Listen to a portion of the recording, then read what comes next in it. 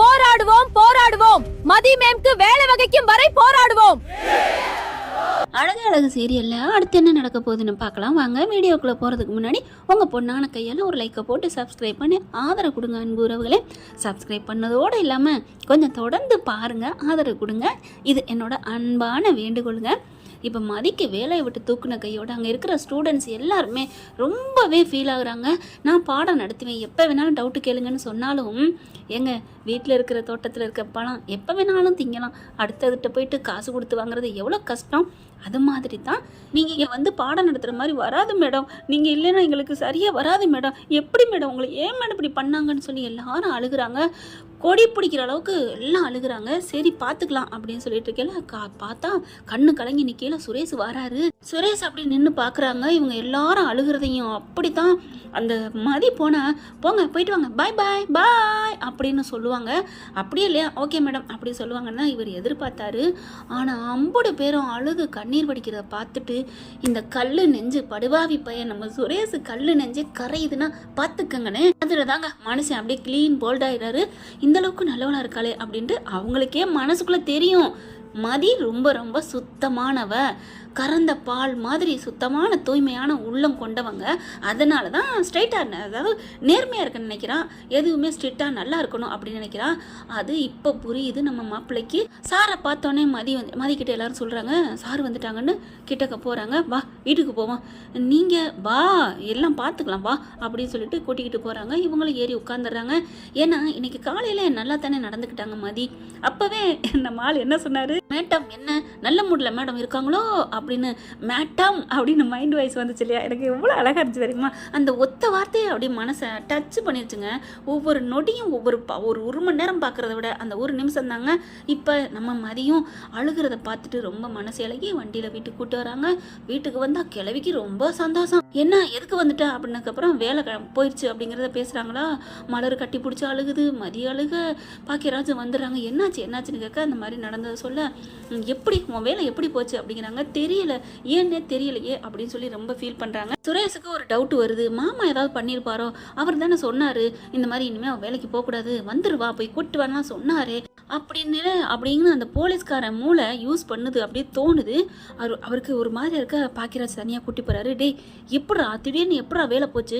கரெக்டாக பாக்கியராஜ் ஃபோன் அடிச்சுட்டு வேற கேட்குறாங்க, என்ன அத்தை வந்துருச்சா அவங்க சின்ன மருமக அப்படி பார்க்குறாங்க. ஆமாம் மாப்பிள்ள மதி வந்துட்டா, உங்களுக்கு எப்படி தெரியும். அது ஒன்றும் இல்லை அப்படிங்கல டக்குன்னு என்ன பண்ணுறாங்க, பாக்கியராஜும் சுரேஷும் கிட்டக்க வராங்க. ஏன் மாப்பிள்ள மதி இப்போ வந்துட்டா, அது உங்களுக்கு எப்படி தெரியும்னு அடுத்து கேட்கங்காட்டில் சுரேஷ் டக்குன்னு ஸ்பீக்கரை போடுறாருங்க. அக்கா மக்கா அப்படிங்கிற மாதிரி ஆளாளுக்கு ஒரு சோகத்தில் இருக்கையில மாமியாக்காரிக்கு தங்கராஜு ஃபோன் அடிக்கிறாரு. அத்தை எப்படி இருக்கீங்க, நல்லா இருக்கீங்களா. நல்லா இருக்கேன் மாப்பிள்ள, உங்கள் புண்ணியத்தில் நாங்கள் நல்லா இருக்கோம். அப்புறம் உங்கள் சின்ன மருமக வந்துட்டாளா அப்படின்னு கேட்க எல்லாரும் அப்படின்னு பார்க்குறாங்க. சுரேஷுக்கு சுருக்குங்குது. அப்போது இவர் தான் எல்லாம் பண்ணியிருக்காரா. மதி பார்க்குது, வேகமாக கோவம் வருது. என்ன இவர் ஏன் கேட்கணும் அப்படின்ட்டு, அம்மா ஸ்பீக்கரை போடு.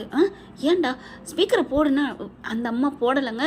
சுரேஷ் வேகமாக போயிட்டு ஸ்பீக்கரை ஆன் பண்ணுறாங்க. ஒன்றும் இல்லைத்த, உங்கள் சின்ன மருமக வேலையிலேருந்து வந்துட்டாளான்னு கேட்டேன். இல்லை மாப்பிள்ள உங்களுக்கு எப்படி தெரியும் அப்படிங்கிறாங்க. என்னத்த இதெல்லாம் ஒரு யூகம்தான், வேலையில் எத்தனை நாளைக்கு அவங்களாம் நீடிக்க முடியும், அதனால தான் கேட்டேன். என்ன இல்லை மாப்பிள்ள அவள் வேலையை விட்டீங்க வந்துட்டான்னு உங்களுக்கு எப்படி தெரியும் அப்படிங்கல. என்னது வேலையை விட்டு வந்துட்டாளா, வேலையை விட்டு வந்தது எனக்கு தெரியாதே, வந்துட்டாளா ஏன்னா 2-3 நாளாக லீவு போட்டாச்சே, அதனால அவளுக்கு வேலை கிடச்சிச்சா கிடைக்கலையா அப்படிங்கிற ஒரு அர்த்தத்தில் நான் கேட்டேன். அப்போ உண்மையில வேலை போயிடுச்சா. ஆமாம் மாப்பிள்ள வேலை போயிட்டு தான் வந்துட்டாளுங்க அப்படின்னு ஒரே சந்தோஷத்தில் பேச, இனிமேலாவது வீட்டில் அடங்கி உடங்கி இருக்க சொல்லுங்க. பொண்ணுங்கிறவ வீட்டில் அடங்கி இருக்கணும், புருஷன் வீட்டுக்கு புருஷனுக்கு மாமியாருக்கெல்லாம் கட்டுப்பட்டு இருக்கணும், அதை சொல்லி வளங்க. என்னத்தப்போ அப்படின்ட்டு சரி நான் அத்தை நான் போன வைக்கிறேன். மாப்பிள்ள அப்படிங்கல. என்னத்த என் மகன் என்ன பண்ணுறா. நான் சொன்னது தான் அடுப்படியில் வேலை பார்த்துட்டு இருக்காத்த. அப்படியா சரி சமைக்கத்தானே பண்ணுறா. ஆமாம் சமைக்கிறது ஒரு தப்பா அத்தை. தப்பு இல்லை மாப்பிள்ள, தப்பே இல்லை, பொம்பளைங்களாம் வீட்டில் சமைக்கணும் தான். அப்போ இந்த அம்மா யார், பொம்பளை தானே அப்படின்னு மலர் நினைக்கிது. அதுக்கப்புறம் மாமியார் என்ன பண்ணுறாங்க, சரிங்க மாப்பிள்ள நான் வச்சிடவா அப்படிங்கல. சரிங்க அத்தை பார்த்து அவகிட்ட கொஞ்சம் அட்டைக்கி வைங்க நீங்கள் ஆனால் அடங்கி இருங்க, பார்த்துக்கிறேன் மாப்பிள்ள பார்த்துக்கிறேன், அவகிட்டலாம் நான் பேசுகிறதே இல்லை. ஏத்த ஏதாவது சொல்லி போய் கம்ப்ளைண்ட் பண்ணிட்டானா அதுதான் மாப்பிள்ள பயமாக இருக்குது. அதெல்லாம் பயப்படாதீங்க அத்தை, நான் இருக்கேன், நீங்கள் ஏன் பயப்படுறீங்க அப்படின்னு ஃபோனை வைக்கிறாங்க. சுரேஷுக்கு சுருங்குது கோவம். மதி வந்து என்ன இவர் ஏன் அப்படி கேட்கணும், மதி நீ போ அப்படின்னு சொல்கிறாங்க. மலர் பிடிச்சி இழுத்துட்டு போகுது. அம்மா இவர் தாம்மா ஏதோ பண்ணியிருக்காரு. டே என்னடா பண்ணிக்காரு உன் மாமா இப்படி பேச ஆரம்பிச்சிட்டியா, அந்தளவுக்கு மைக்கிட்டாளா, மனசை மாற்றிட்டாளா? அம்மா அவள் ஒன்றும் மாற்றலம்மா, அவர் எப்படிம்மா அவள் வந்ததை எப்படி கரெக்டாக சொன்னார் எனக்கு நல்லா தெரியுதுமா அப்படிங்கிறாங்க. டே போடா போய் வேலையை பாருடா, அவர் தீர்க்க தெரிச்சிடா, நல்லா எல்லாம் தெரிஞ்சு வச்சிருக்காரு, அதனால தான் கரெக்டாக சொல்கிறாரு.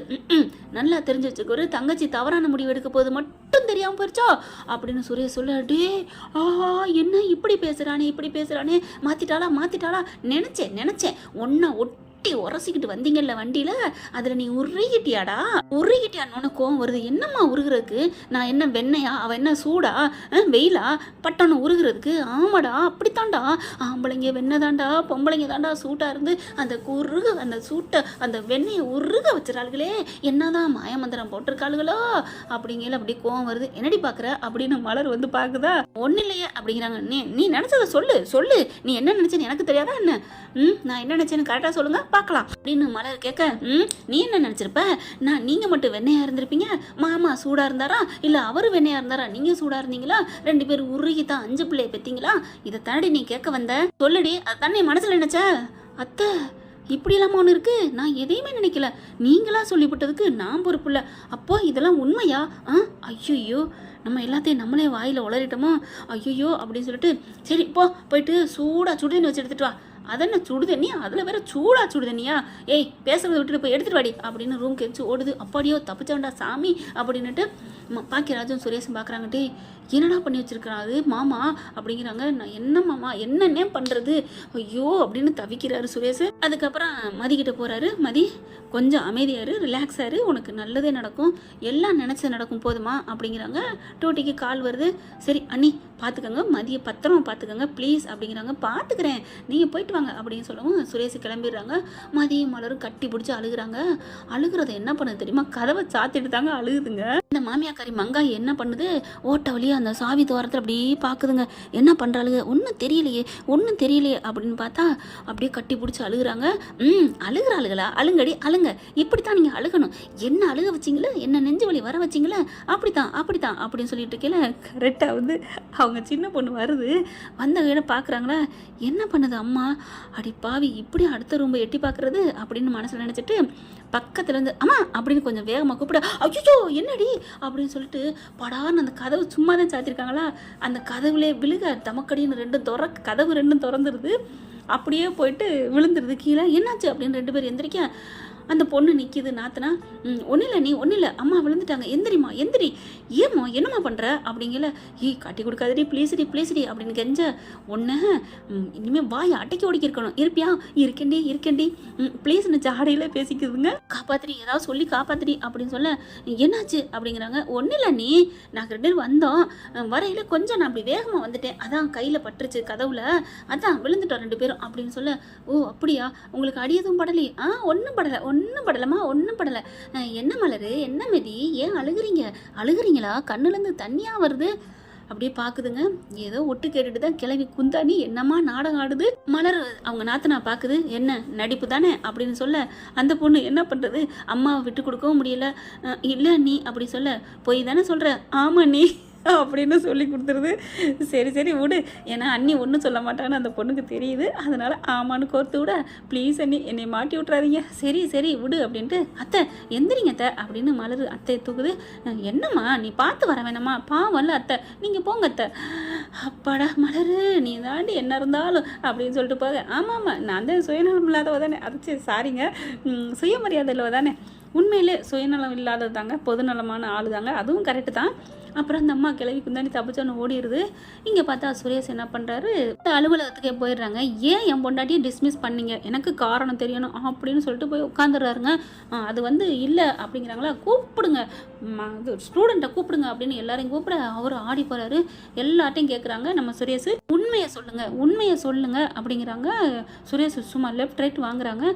அந்த ஆளை பிடிச்சி இவங்க எல்லா ஸ்டூடெண்ட் எல்லாருமே மதி மேடம் மேலே எந்த தப்பும் இல்லை, அவங்க அவ்வளோ நல்லவங்க, அவங்க இந்த காலேஜுக்கே அப்படி ஒரு சாமி மாதிரி, இவங்க தான் பர்மனெண்ட் ஆவாங்கன்னு நினச்சோம், ப்ரொமோஷன் ஆகுன்னு நினச்சோம், ஏன் இப்படி பண்ணாங்கன்னு தெரியல அப்படின்னு சொல்ல, அப்போ கோஷம் போடலாம் அப்படின்னு எல்லாரும் உட்காடுறாங்க.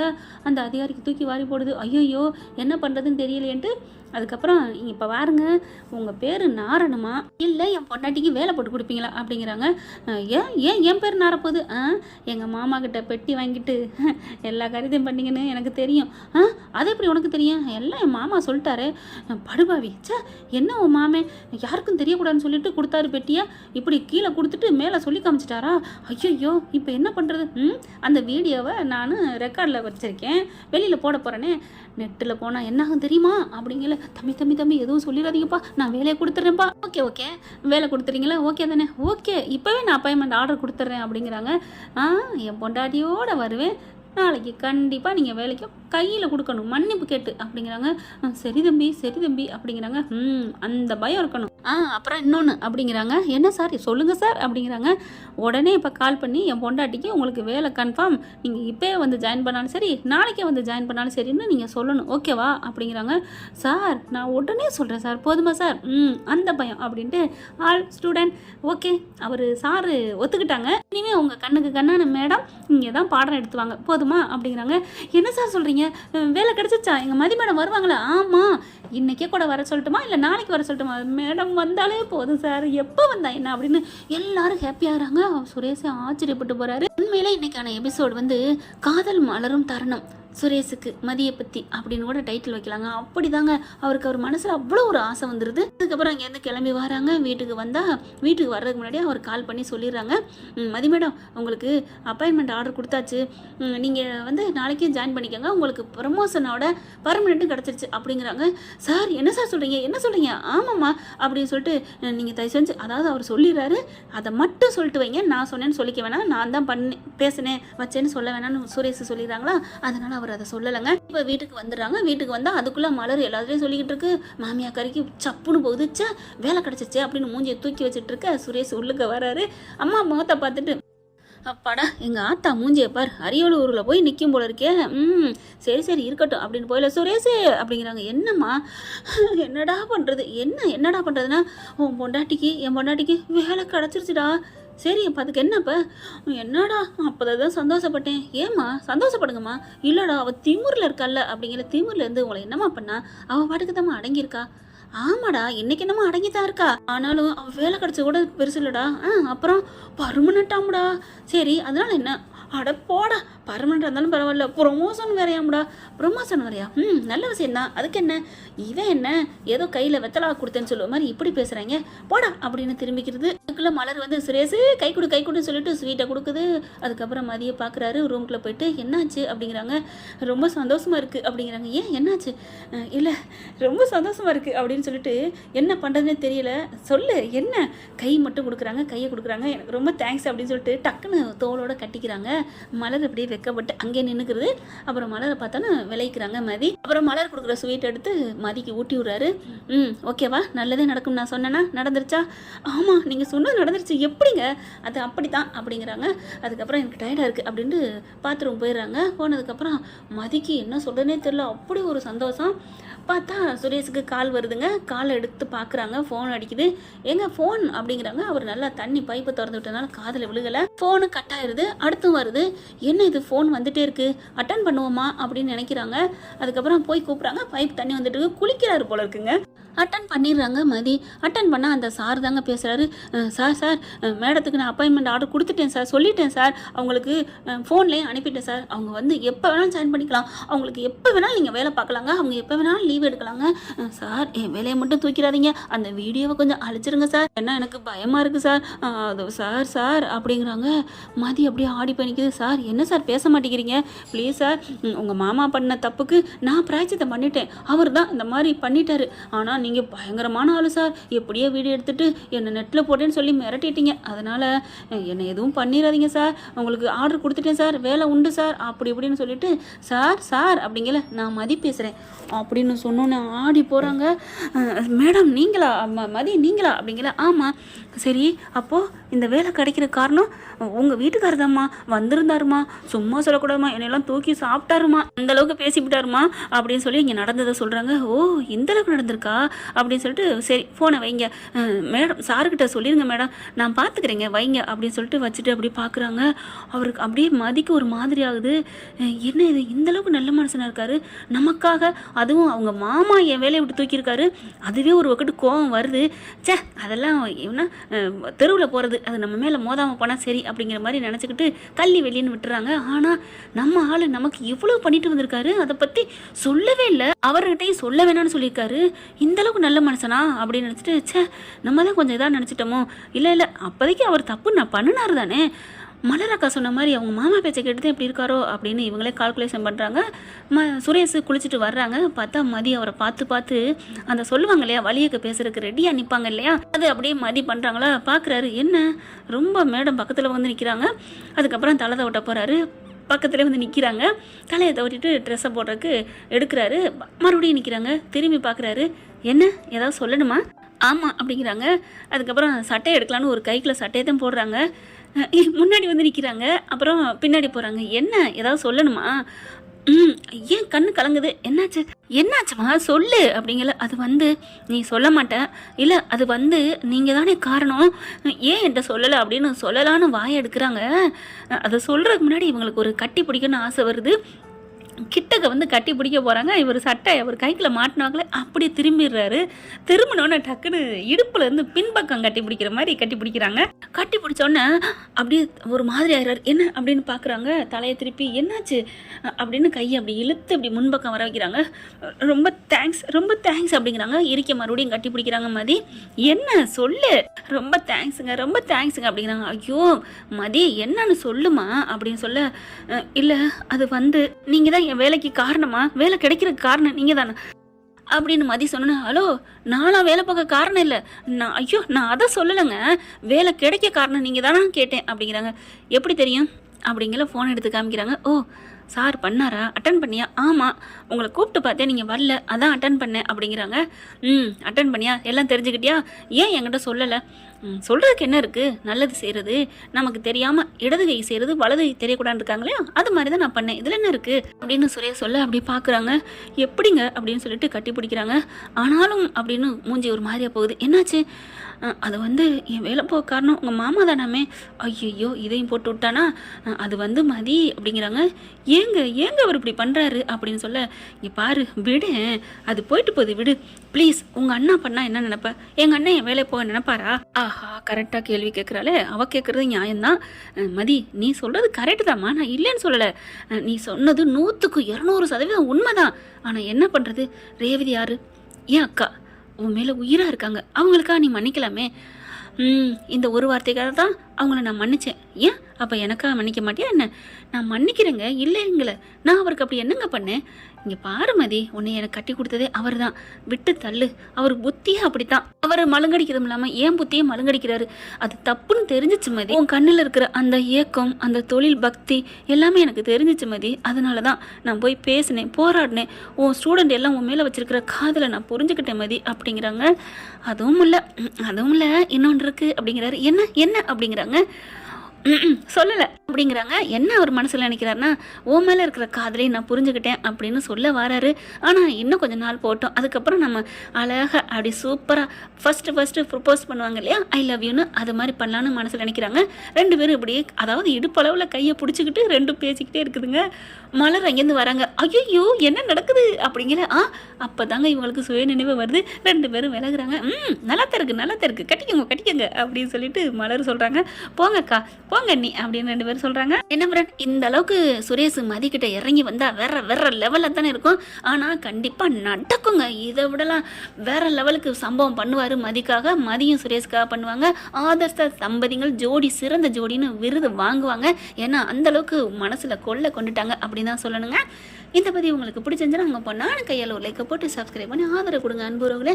நான் சொன்னது சரியா இல்லையா அப்படின்னு கமெண்ட்ஸில் தெரிவிச்சிருங்க ஃப்ரெண்ட். தேங்க்யூ. இந்த வீடியோ உங்களுக்கு பிடிச்சிருந்தா தயவு செய்து லைக் பண்ணுங்க. இன்னும் அப்டேட்ஸ்க்காக சேனலை சப்ஸ்கிரைப் பண்ண மறக்காதீங்க. நம்ம கிட்ட இருக்க எல்லா சேனல்ஸோட லேட்டஸ்ட் வீடியோ அப்டேட்ஸ்க்காக மேல ரைட் சைடுல காட்டுற லிங்கை கிளிக் பண்ணி வாட்ஸ்அப் குரூப்ல ஜாயின் பண்ணுங்க. உங்களிடம் விடைபெறுவது நான் உங்கள் மெஹர்.